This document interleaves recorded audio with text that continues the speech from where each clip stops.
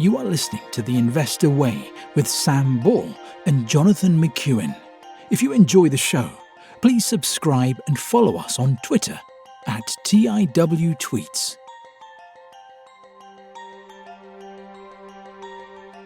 Hello and welcome to The Investor Way with myself, John McEwen, and my co-host, Sam Ball.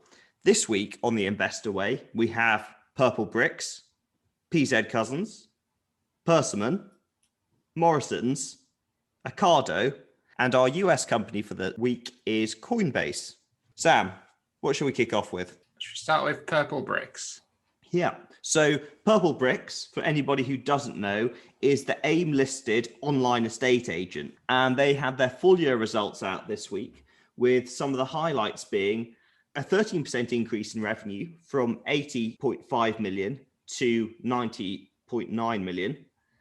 Instructions increased by 14% to 58,043 from 50,948 the previous year. A 7% increase in average revenue per instruction to £1,501. Total fee income increased by 22% to 87.1 million from 71.4 million the previous year. Adjusted EBITDA came in at £12 million, and that's a 314% increase from the previous year, which was 2.9 million. And operating profit came in at 8.2 million, compared with a 5.7 million loss the previous year, with group profit from total operations at 6.8 million pounds, compared with an even bigger loss of 19.2 million the previous year. Strong trading and the sale of the Canadian business contributed to cash of 74 million pounds on the balance sheet, up from 31 million pounds the previous year. And the group also repaid 1 million pounds of furlough money. Overall market share actually fell from 5.1% to 4.6%. In their outlook and guidance, the group commented on how buoyant the property market is at the moment. And they said that our current expectation for the year, for financial year 22, EBITDA to be flat year on year, in line with market expectations. But with these strategies expected to accelerate revenue growth and drive progress towards the group's medium-term targets over the next few years. Once these initiatives have been successfully rolled out, the group will accelerate its marketing strategy to grow instructions and share. As a result of these strategic changes, the board expects Purple Bricks to be able to deliver an annual growth in excess of 20% in the medium term, with confidence in the group's ability to deliver against its growth strategy. And Vic Darby, the CEO, commented, "We're excited to be announcing the conclusion of our pricing review this morning, following a successful trial in the Northwest. The group has responded to a changing market, and we're delighted to offer our customers an option of reimbursement of their upfront fee payment if they do not sell their home. This illustrates our commitment to giving customers the best service at the best price, and we are very excited about the growth opportunity this new initiative will drive over the next few years. We've had a strong year, and I'm particularly pleased with our revenue growth and operating profit as the group continues to grow from strength to strength. This great performance has been achieved in the shadow of the COVID-19 pandemic, and it remains a great source of pride that Purple Bricks has come through the year stronger than ever. Most importantly, today we present Purple Bricks 2.0, and I believe that we now have the right management team, right strategy, and right technology to continue the growth of the business." So one of the things that he was referring or alluding to there was to promote and emphasize local expertise and the role of the local property expert in facilitating the end-to-end process. So I think one of the issues with Purple Bricks had been that they were sort of online only, and that actually your local estate agent, while the fees may be higher, actually knew the local market better than an online platform like Purple Bricks. So they're saying that that's essentially not true. They do have this a local expert, and they're promoting that or advertising that a bit more in the marketing. The other thing that he also mentioned was that they're going to offer no sale, no fee model, which most traditional high street estate agents already operate. That was one of the differentiators between Purple Bricks. Before, you pay Purple Bricks, whether you sold your property or not, albeit the fee would be lower with Purple Bricks for the most part. So those are two of the things that stood out to me as the changes that in strategy. I couldn't see too much else. It sounded like more marketing than anything else in their slides, but they were the results. Currently has a market cap of 238.8 million. It's listed on the alternative investment market, and I think for my calculations has priced earnings of 41. Sam, what are your thoughts on these results and Purple Bricks as a company? I'm not sure how to take it, to be honest, because I think for me, what really jumps out from these results is the decrease in market share, which is really, really poor.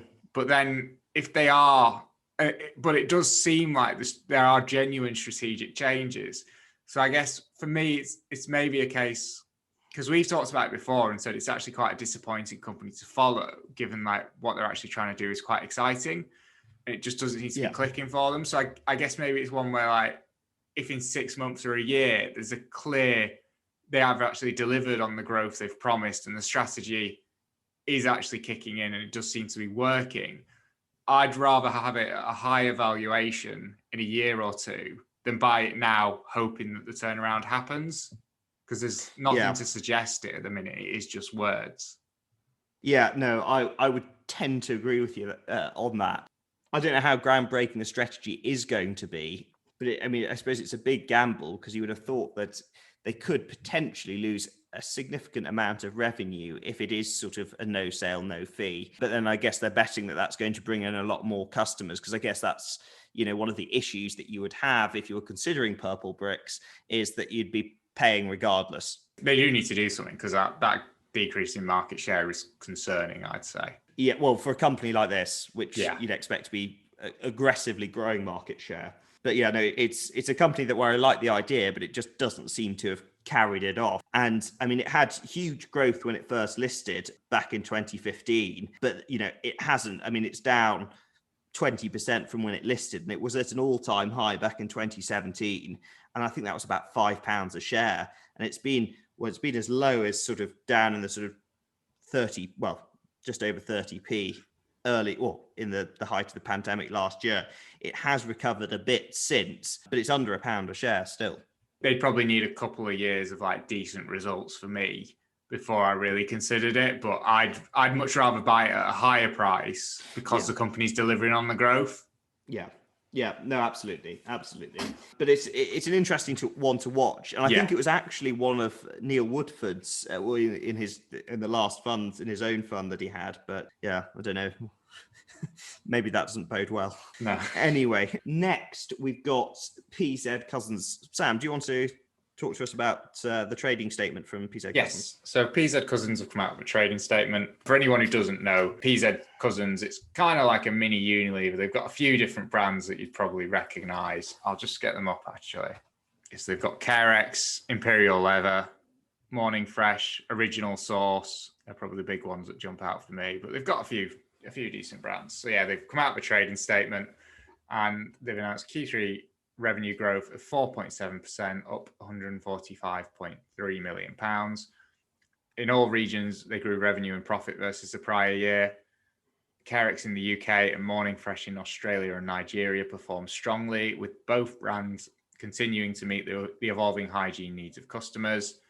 It talks about continued investment behind the brands, with media and consumer spending the quarter up 30% on the prior year. And they've said the balance sheet remains robust, with net debt of £35 million, which is down from £116 million a year ago. CEO Jonathan Myers said, "Our third quarter results maintain the renewed momentum of our business despite the quarter ending with the anniversary of the start of the pandemic.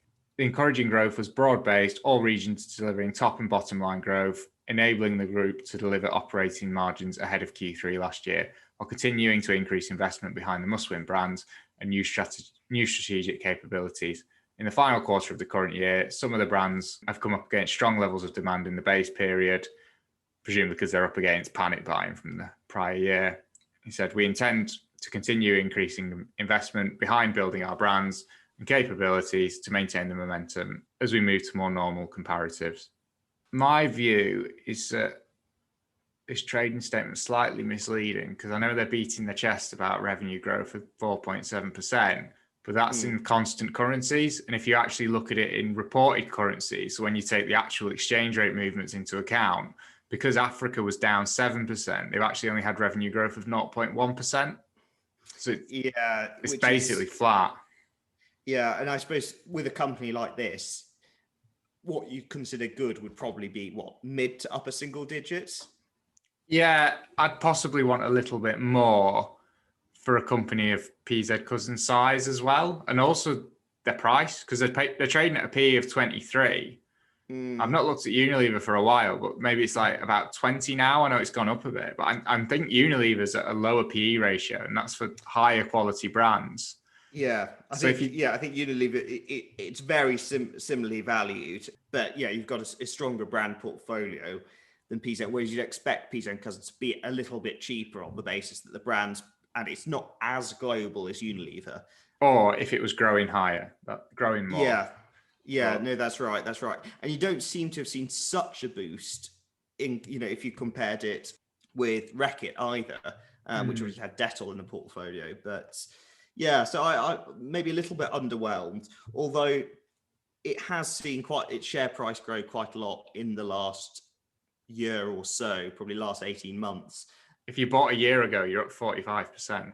Yeah, I was actually quite close to. I mean, it's always the case. You're always quite close, and you don't actually do it. But I think I was a bit reluctant buying PZ Cussons a year or so ago because I did already have Unilever and I did already have Reckitt, and not that it's a comparison with Kraft Heinz either, but I had Kraft Heinz. So I had a lot. I was overweight in that sort of sector anyway, so I didn't think I should be adding any more to it. But yeah, it certainly, with those results, I don't know whether it should be. It's quite such a high price to earnings. And are we expecting it to smash that anytime soon? Well, you'd have thought that maybe over the pandemic, it might have done a bit better. I guess the only thing I'd say playing devil's advocate slightly is it's because of the panic buying and stuff last year and the brands it's had with all like the washing stuff. Yeah. It is up against tough comparatives. So I guess holding its own could maybe be seen as a bit of a positive, but it's just the way management are beating their chests. And then they're sort of like they're talking as if it's growing when actually in reality it is flat when you take exchange rates into account. And do we have 2019's results to hand? Revenue was actually, so in the year ended 31 May 2020, revenue was 587 million. In 2019, it was 603 million. I do recall this. They sold something off. I seem to recall from last. It was something. I think they sold off like one of the brands or subsidiaries in Nigeria. Yeah. So that could be the reason. So look at earnings per share. That's maybe a bit better. Their adjusted earnings per share was actually down slightly as well, and over 5 years it has trended downwards. So it's definitely not delivering on growth. Yeah, I mean, I suppose Nick Train, I think he did an interview, but it was probably about 18 months ago, and he was talking about it. I suppose I think the share price has fallen quite a lot in the last 5 years, and I think he saw those brands as potentially undervalued, and it not necessarily taking into account those, despite the results not being as the company might have hoped in the last few years. Well, if Nick Train got in 18 months ago, he's if you look at the graph, he's done pretty well. He's done pretty well. So I would think before buying, because Nick Train definitely got in a better price than we'd be getting in at today. Yeah. One you'd consider or not at the moment? No, it's fairly similar to Purple Bricks, although it is a company that's performed better. But in that, I'd need to see a couple of years of like fairly respectable growth before I even considered adding it to the watch list. Yeah, fair enough. And over the last year it's up 45%, but over the last 5 it's down just under 16%. So next we have Persimmon. So I suppose continuing on the property again, Persimmon is a York-based the York-based house builder, and they released their trading statement today, actually. So the first half revenue rose to £1.8 billion compared with the 1.2 billion last year. If we compare that with 2019, so essentially pre-pandemic, it's back. That was also 1.8 billion. So it's essentially back to where it was in terms of revenue back in 2019. So essentially recovered from the pandemic. And that's both in terms of completions and in terms of the house prices themselves. But management have also said that they noticed that rising house prices are offsetting the increased cost of building materials, so the inflation that we've been seeing recently. In terms of the total homes, Persimmon sold 7,406 in the first half, compared with 4,900 in the same period last year. And again, if we went back to 2019, that figure was 7,584, so almost the same there. The average selling price rose 4.9% to £236,200, and the group's average weekly private sales per site was 30% ahead of last year's and 20% ahead of 2019. And Persimmon planned to operate out of 300 outlets this year, with a plan to open a further 85. In the first half, the group have spent 200 million on 10,000 new plots. Forward sales stand at around 1.8 billion, which is slightly behind last year, but ahead of the 1.6 billion in 2019. And the average private selling price rose 3.3% to £250,350. And they've currently got 1.3 billion in cash on the balance sheet, owe 365 million to land creditors, 100 million of which is due this year, with a revolving credit facility worth 300 million. And the group have also noted that HBF customer satisfaction score is now trending above 5 stars, and management have increased the number of independent quality controllers by 70% since the end of last year to address the build quality and the customer care concerns in recent years. So, I mean, I suppose whether I like it as a stock, I do. We've talked about it a lot on the show before. I do like the house builders at the moment. It's different to some of the house builders. So it's quite different to Berkeley Group that we had on last week, or the last regular week, in that Persimmon doesn't have exposure to London, but also I suppose it's that sort of chronic, I suppose, imbalance between supply and demand in the UK's property market. So I guess the long-term fundamentals are positive and obviously benefit the house builders massively. All political parties have an agreement that more new homes need to be built, and the obvious solution to that is the house builders like Persimmon to deliver those affordable homes. And I suppose it's impressive that the sales for the first half are up 20%, and they've now passed, I suppose, the pre-pandemic figures. And depending on how you look at it, in comparison with Berkeley Group, you could see it as a positive that it doesn't have exposure to the sort of volatility of the London market. I suppose on the bearish case, as with any house builder, if the economy stutters and if the recovery that we're experiencing stutters, you could see the housing market begin to weaken. And certainly if there's any change or tightening up of interest rates, that also wouldn't be good for the sector. And perhaps for Persimmon specifically, we did talk about Taylor Wimpey last year, and they've been quite aggressive when the land prices fell during the pandemic, and they were actively buying lots of new plots. They did an equity raise, so they could do that. Persimmon wasn't as aggressive during that time, so I suppose it's taken a more cautious approach.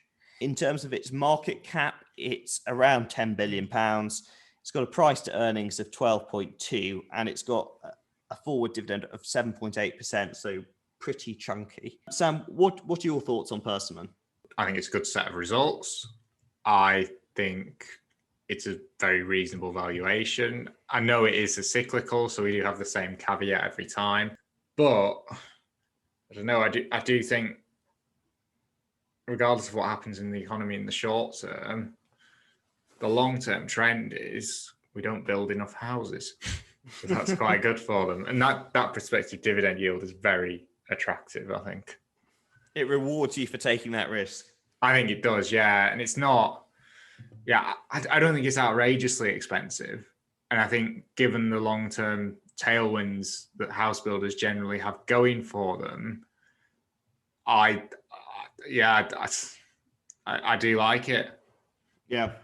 Is there any particular, I mean, we've covered a few house builders on the show before. Is there any particular one that stands out for you, or do you think they're they're much the same. They're in a much healthier state than they were back in 2008. If I were to get a house builder, which I'm not planning to, I'd probably go for a basket approach. Yeah, I'd pick a few. There's a couple that have impressed me on the show. I think the one that jumps out straight away is Barratt Developments. I thought I remember liking that one, and I think maybe Red Row, was that the other one?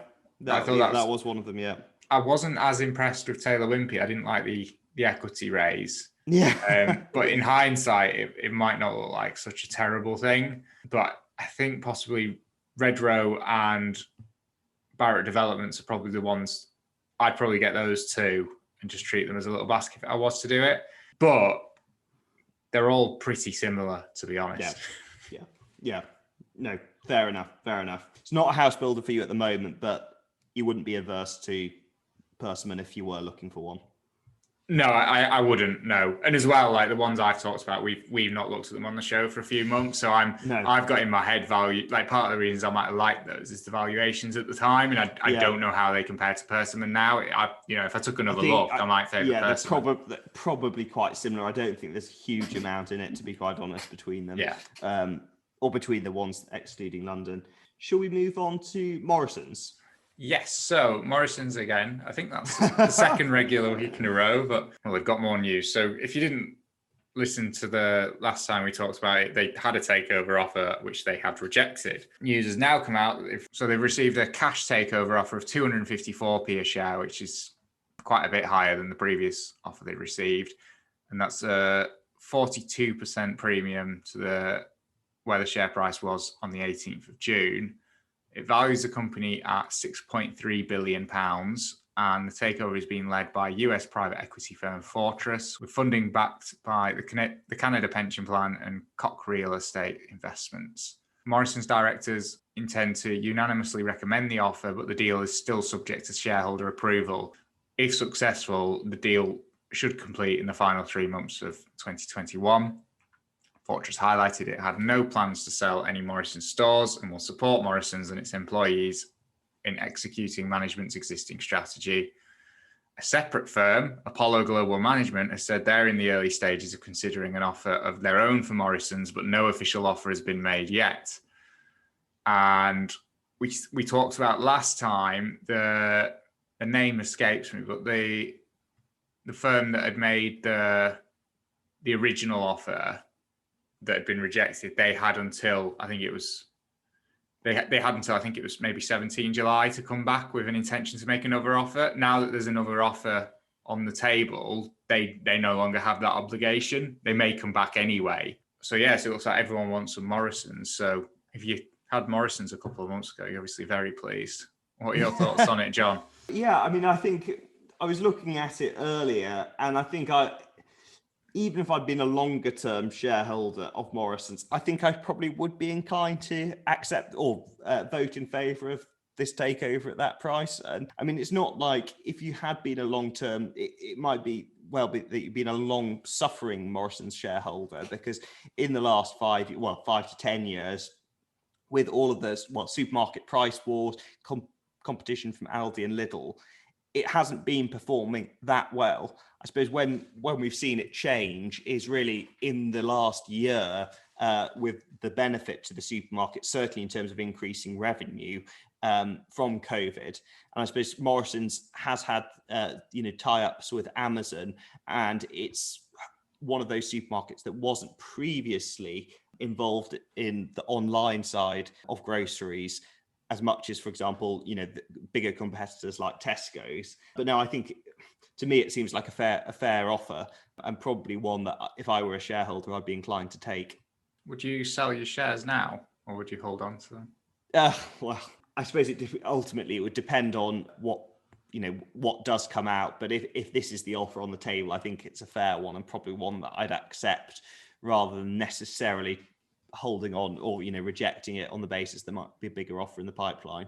I think there is. I don't even know if it'll get to the point where shareholders get to vote before another offer comes in, though, because there's a few firms circling around it now. So, for example, if I was a Morrison shareholder, I wouldn't be selling now. I'd be waiting and seeing if another offer comes in, because you're always going to get I guess like it's not really going to drop below 254p a share.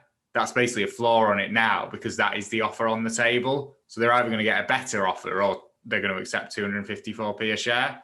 Yeah, I mean, see what I suppose, you can see if you're a shareholder, see what is, I suppose, ultimately put to you. Yeah. But yeah, because obviously you were saying about the business, I mean, when we've looked at it on the show, we've both quite liked it, but obviously we've only looked at it at those lower valuations. I mean, it was nowhere near to, when we were looking, it was about 170p a share, wasn't it, when we last did it on the show prior to the offers. So obviously that means the valuation's significantly higher now, but no, I'm sure it'll be on again in the near future.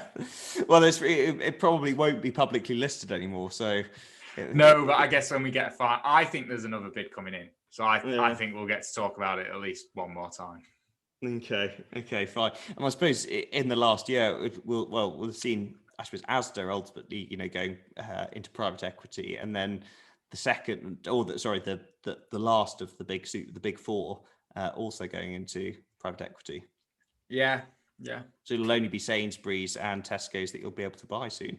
But so it'll certainly cut our supermarket-related content.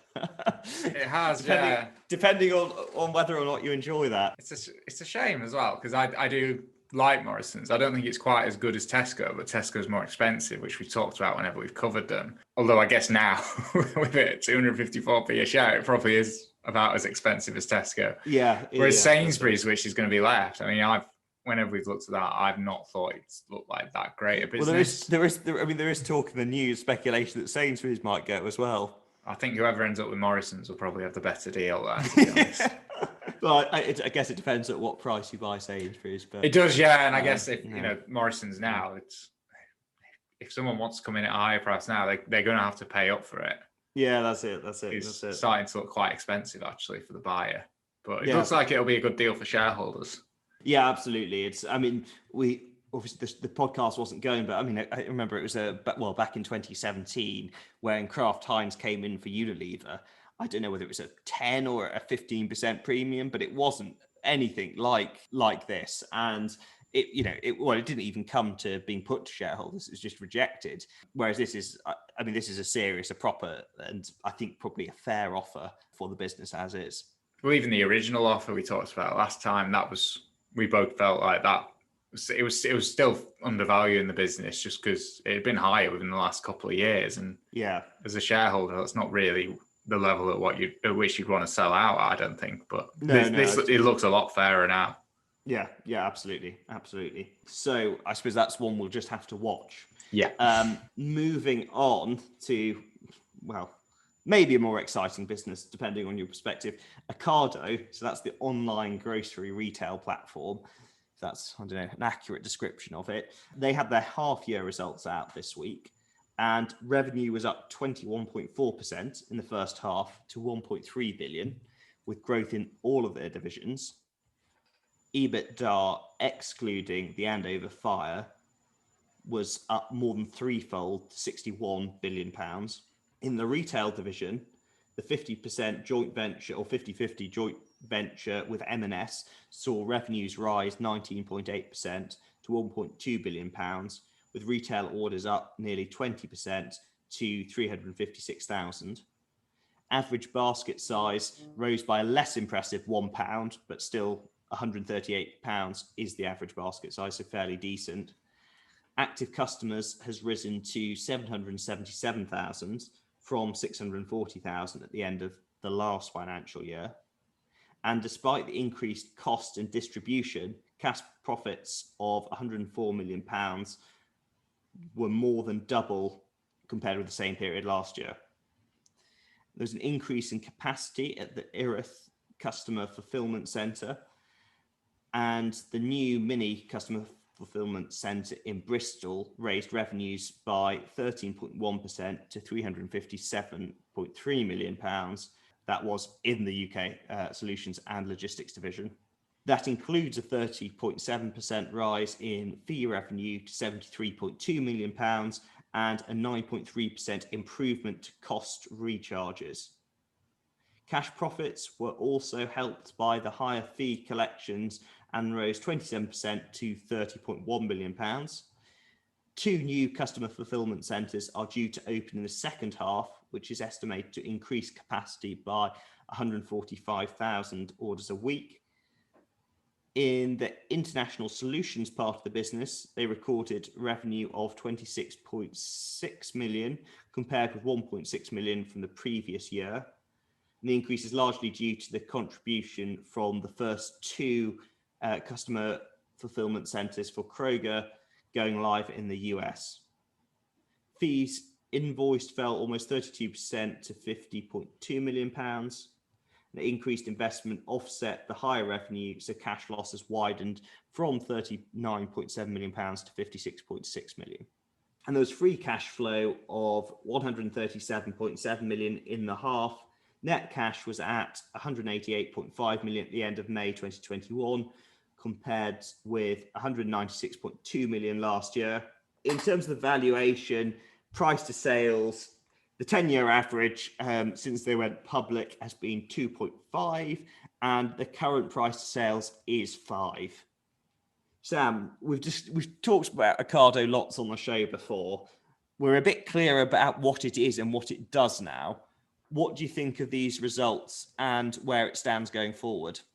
I think they're good results, to be honest. I think the international solutions, I think that looks very promising. I think there's a lot they can do with that. I think that could become a very significant part of revenue. I think these are good results. I like the business. I just can't get my head around the valuation as normal. But I do definitely appreciate what the business is doing now. And I do think that international solutions has a lot of potential. One thing that does continue to bother me is management constantly trying to draw our attention to EBITDA, which excludes depreciation and amortization. But I don't think that's really reflective of how the business actually is, because they're always going to be spending lots on new equipment. So that on like new machinery and capital expenditure. So that depreciation and amortization, it's always going to be there, and it's always going to be a very, very real expense. So to just say, "Oh, ignore this," I think they are drawing our attention. I understand why they're trying to do it, because it makes the numbers look better, but it's very misleading. And I think I'm not sure. I think free cash flow is probably the best thing to be looking at of a business like this. And as we saw, there's a free cash outflow of 137 million. I don't really see any end in sight in that. I think it's always going to be a very capital intensive business, but it is a very impressive business. What about you? Yeah, and I'd probably echo that. And I mean, it's an impressive product as well, or an impressive service if you're using it. And I suppose it's quite unique in terms of what it does in the grocery business. I don't think there's anything quite like it. Certainly not in the UK, there isn't. Certainly. Is there in the US? I don't know. If Kroger are using Ocado, then I'm not sure. I suspect if you're Amazon or someone, you've got it all in house. But yes, yeah. I don't know. I'm not aware of anyone in the US, but why would I be? No, that's right. That's right. I suppose it is, we've said on the show before, we don't have many technology companies. I suppose it probably is, would you say, more of a technology company? I'd say it's more of a technology company than a grocer. Well, yeah, that's fair enough. And it's not as expensive as it has been. I think the last time we covered it was after some very good results, and it has sort of fallen back a bit since then. But no, it's certainly not cheap, and it's got a fairly sizable market cap of just under 15 billion. Yeah, it's just over 14. It's very, very expensive. Like I said in previous times, I think it's going to be a very, very capital intensive business. I think it's going to be low margin in the end, which is why I don't think I'll ever be able to wrap my head around the valuation, but maybe they'll prove me wrong. But I do appreciate the business. And I think if you're not sure on the business and sort of what they do, just go on YouTube and search for a video of Ocado warehouse or something, because the videos it is really impressive actually what they do in the warehouses and the technology they've got. So on to a potentially even more expensive company, our US listed company for the week, which is Coinbase. Yeah, so Coinbase, for anyone who doesn't know, they are a cryptocurrency exchange. So it's basically an on-ramp if you want to buy Bitcoin or any of the other cryptocurrencies. It's actually when people have asked me about it, I usually send them to Coinbase. The fees can be quite pricey, but it's very easy to use. Yeah, so they've not actually come out with any results. I just wanted to take a look at it because it's a company that came public only in the last year. Well, it was only back in April, actually. Yeah, it's only been public for about 3 months.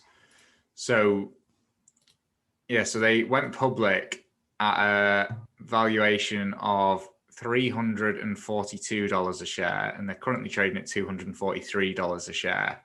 So the market cap's come down significantly, but that's probably in line with the Bitcoin price, because what happens is the amount of fees generally rise and fall with Bitcoin trading volume. So when the price drops, you get less people trading Bitcoin, and it's at lower volumes because it's at a lower price. So their fees on it drops accordingly. Within the last couple of months, they have come out with their Q1 2021 results. Oh, sorry, John. It's actually because of the American days. I was reading the estimated when the actual results are out. I'll just redo that if you don't mind. Yeah, fine. So, yeah, so they've come out with their Q1 results, and this was a couple of months ago. And they've said, our strong Q1 2021 reflects the strength of the crypto price cycle we entered in Q4 2020. We saw many crypto assets reach all-time highs, high levels of volatility, and increased interest across the entire crypto economy.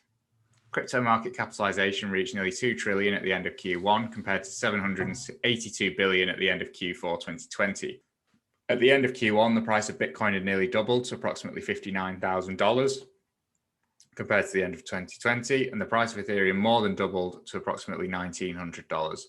This market environment drove strong engagement with the Coinbase platform, reflected in retail, institutional, and ecosystem partner growth across all key metrics.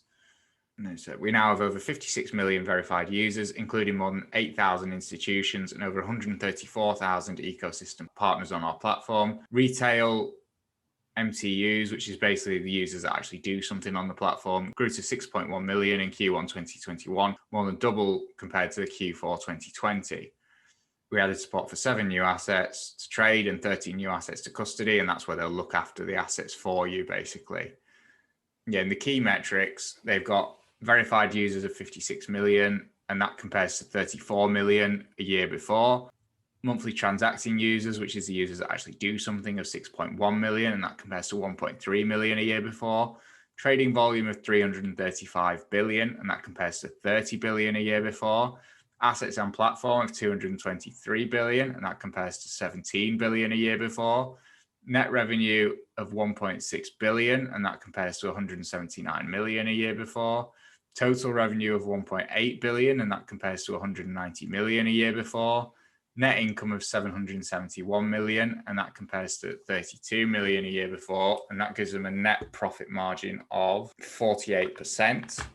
Trading volume, retail trading volume was up from 12 billion a year ago to 120 billion.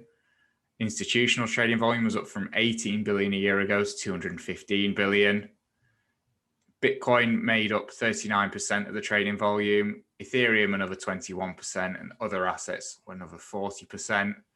I mean, the numbers are just unbelievably good, but so was in that quarter compared to a year before. So a year ago, so was the price increase in Bitcoin. Yeah. So it's very, very difficult. It's a company that's actually, it's almost going to be a cyclical, isn't it? Right from the get-go, because you do get these bull and bear markets in Bitcoin. I mean, it had that net income margin of 48%, which is very impressive. And it's trading at price to sales of 22. That's for a business that's growing at like 700 or 800% a year. Do you think, how much do you think the last year has been sort of a one-off with the really big bull market in crypto? Do you think that's, if you average it out a bit more and you looked at, say, the last few years from 2017 when we had that last bull market in crypto, do you think the growth would be quite as impressive? Oh, definitely not. And I think it's unlike a lot of these other like growthy companies. What's going to happen is if we have a bull market like we had in, so it's like 2017, we had a massive bull market in crypto. And then 2018 and 19 was very, very bad. It was it was a bear market for it. I think if you see a repeat of that, which I think you would, given enough time, I would actually expect significant drops in all those figures. You know, you're potentially going to see revenue drop 80%. You're going to see active users drop 80%. And it's, I don't know. So it's currently a market cap of 63 billion. So could you see it as being like $100 billion company if it's like the main platform and, you know, and cryptocurrency is becoming more and more mainstream? I think it could be much more than 60 billion. The issue I have with it is I think because it's a stock because so much of the revenue is going to be tied to the Bitcoin price, as a stock, it's going to rise and fall with Bitcoin. And I think if you were to get a market, because Bitcoin, it's not uncommon for it to drop 75, 80% from its all-time high. And I think that's probably, if you were interested in Coinbase, that's the time to get it. Because I think you're going to see an 80% drop in the share price probably, and maybe even more. It could be disproportionately punished. Whereas, you know, where I was saying it's dropped from $342 a share at the IPO to 242 today. You know, I mean, that's with a Bitcoin price drop of only 50%. Yeah. And, you know, Bitcoin could have another 75% or 70% or 60% still to drop Bitcoin. And I'd expect Coinbase to drop as much as that and maybe even more. So it's a business I'll be watching, and I think it's quite interesting, but it's very, very difficult to track because all the numbers are going to move with the price of Bitcoin. So the only real fair comparison, maybe you'd say, like, if you compare Bitcoin at its latest price peak and the numbers for Coinbase and how the business is doing, if you went back and compare that to 2017, and then you get a reflection, and equally at the, you know, if Bitcoin, you know, crashes 80% and you compare their figures then with the low in 2018, I think that's the only fair way to compare the business. You can't do it year to year. I think you have to like look at the same point in the previous cycle, if that makes sense. And how do you think it compares with the other platforms, the other exchanges? Well, there's obviously a number of them. I was actually surprised. Some of their fees can be quite high. Like I think if you buy with like a credit or debit card, they charge you a 4% fee. And I don't know, like the platform is very easy to use, but like on average, the fees are about 2%. And I think that's pretty reasonable. I think if you look at like what most traditional like stock, like investing platforms charge for buying stocks and bonds and stuff, you know, 2% is probably, it's not outrageous. It's pretty normal, really. Like, especially if you buy a foreign share or something and they screw you on the exchange rate as well. But not if you're used to sort of Robin Hoods or trading 212s. Well, maybe that's where it's going. That's maybe the where it's going. But then what's that trade-off? Because, for example, like with Robin, would you trust a Robin Hood as much as a Coinbase, where, you know, where they've got that history of never being hacked and stuff? And I'm not saying Robin Hood has been hacked, but it's with something like that, especially if you are someone who's doesn't know that much about it, and you probably are going to leave your coins on the exchange. Yeah, I'd go with Coinbase. The only other one I'd consider is Gemini. So I think Coinbase, on their website at least, they say that they have 90% of their cryptos or their Bitcoins in cold storage, and they have 10% on the exchange. And they say they tell their customers that they are fully insured if they were hacked, but they've got sort of an insurance policy out against that. I mean, obviously it hasn't been tested, but that's what they offer to their customers. Yeah, and Coinbase is the biggest one. I mean, it's the one most people probably, I think if people are aware of a cryptocurrency exchange, it's most likely to be Coinbase. Yeah. And I think that's definitely worth something. You know, will fees come down over time? They might do, but I guess it's still a very, very young market. And I think if Coinbase is a dominant player, I think it could have a market cap that's significantly higher than where it is today. My only issue is the market caps. What does it stand at the moment? $63 billion. But I just think that given how volatile Bitcoin is and how it's going to follow that, you're probably going to get a chance to buy it at a significantly better value than 63 billion. So it's one that you will add to the watch list. I mean, yeah, I'll be watching it, but I've got no interest in it currently. It probably needs to drop at least another 50% before I actually took a serious look at it. And even then, I might just come to the conclusion, well, why don't I just buy Bitcoin? if it's going to follow it so closely. Yeah. Maybe using the Coinbase platform. Yeah, maybe. Yeah. So, of the 6 companies we've talked about today, Purple Bricks, PZ Cussons, Persimmon, Morrisons, Ocado, and Coinbase. If you had to buy one, which one would it be? I think it would probably be Persimmon. I mean, I already own a house builder, so it wouldn't necessarily be actively going out to buy it, but it would probably be Persimmon. I'd go with Persimmon as well, to be honest. I think. Okay. Boring ending, but hopefully not a boring show. Brilliant. Well, thank you again, Sam, and thank you all for listening, and we'll see you again next week. See you next week. Thank you for listening to The Investor Way. To get in touch, please follow us on Twitter at TIWTweets. This podcast is for entertainment purposes only and does not constitute financial advice. Neither Sam nor Jonathan are financial advisors. For investment advice, please consult professional advisors.